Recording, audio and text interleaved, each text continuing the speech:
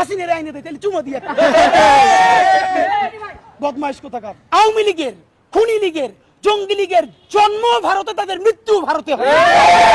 বাংলাদেশে তাদের কোনো শিকড় নাই। দেখেন এখন তাদের নতুন নেতৃত্ব আনতে চায় সজীব ওয়াজেদ জয়দিল আমেরিকায় বৈশা, আর নিজে দিল্লিতে আছে না নাই তাও তো জানি না। এখন কোন অবস্থায় আছে, চিতে আছে, কবরে আছে, নাকি ট্রমায় আছে নাকি নাই, এটা তো তার কালকে ক্লিয়ার করা উচিত।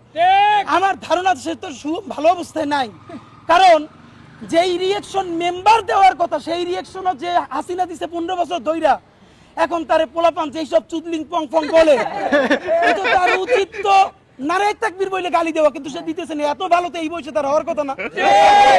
এই যে আমাদের মুখের ভাষা খারাপ হইছে, হইছে কেমনে? তো শেখ হাসিনা বানাইছে। আমাদের এইখানে এমন পোলাপান আছে জীবনে একটা খারাপ কথা বলে নাই। জুলাইয়ের গণহত্যায় রক্ত দেখা, মস্তিষ্ক উইরা যাওয়া দেখা এমন কোন জঘন্য ভাষা নাই সে শেখ হাসিনার ব্যাপারে প্রয়োগ করে নাই, কারণ গণহত্যাকারীর বিপরীতে মাজলুমের গালি হইল তার মহাকাব্য। বা এখন আবার কিছু বুদ্ধিজীবী দাঁড়াইছে, তোমরা গালি দাও, দিবি কি তাহলে চুমা, হাসিনের আইনে দেয় তাহলে চুমা দিয়ে বদমাইশ কোথাকার। তো এইসব গ্রুপ দিয়ে চলবে না। আপনাদেরকে স্পষ্ট জানাইতে চাই, আমেরিকান লবি বলুক, দিল্লির লবি বলুক, কোন লবিতে আমার 1400-র অধিক শহীদ তার রক্তের সাথে মুনাফিকি কইরা বাংলাদেশে হাসিনার বিচার করার আগে নির্বাচন অবশ্যই হওয়া লাগবে, কিন্তু তার আগে বিচার নিশ্চিত করতে হবে। আমাদেরকে বারবার সমঝোতা করানো হয়েছে গত 50 বছর ধইরা। এইখানে আমরা যারা আছি আমরা এখন পরিচিত হয়েছি।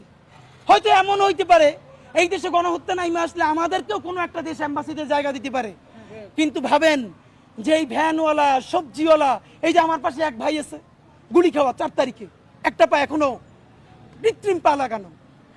তো এই যে 1400 শহীদ পরিবার, সবজিওয়ালা, সে কোন এম্বাসিতে যাবে বলেন? এখনো শহীদ পরিবারের 35 লক্ষ টাকা ঋণ, সেই ঋণের জন্য আমরা দাঁড়ে দাঁড়ে খয়রাত করি। তার স্ত্রী আমাদেরকে ফোন দিয়ে কাঁদে যে কবরে সেই বেচারা মাইন্না খায়, এই ভয়ে সে কাঁদে।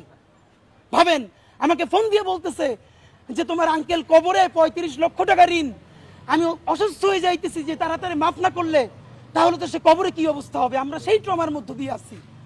আমরা আপনাদেরকে ওয়াদা দিতে চাই, আল্লাহর কাছে শক্তি চাই, এই দুনিয়ার সমস্ত লেখে দিলেও যেন আমরা এই শহীদদেরকে এই জাহান্নামে গণহত্যাকারীদের হাতে ছাইরে আমরা কোনোদিন না পালাই।